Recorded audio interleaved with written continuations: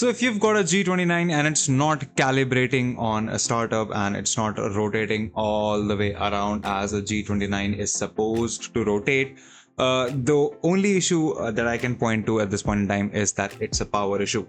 Your power adapter is just not plugged in properly.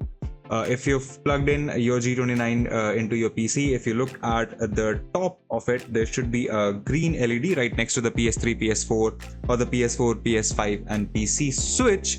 And if that green LED is blinking, then that means it's a power issue. It can stem from a number of reasons. You can actually get into an issue where the power adapter isn't plugged in all the way to the wall or all the way to your G29.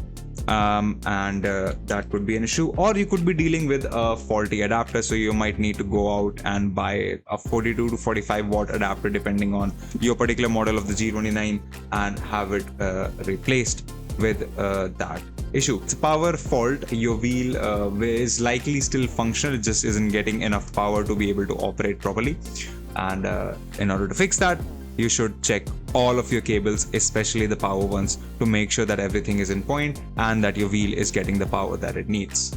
And in case you're confused, the Logitech G29 does not solely work off USB power. It's impossible to run this wheel on USB power.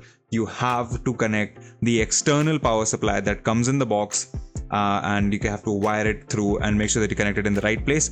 Check out our G29 steering wheel setup on PC video for more information on how you can set up the power connections and everything else properly.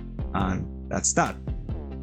If you like this video, consider subscribing, give us a thumbs up, press the bell icon and tell us in the comments below what more such videos can we make for you. If you'd like to know more about tech, visit our website Candid.Technology, follow us on social media, and we'll see you in the next one.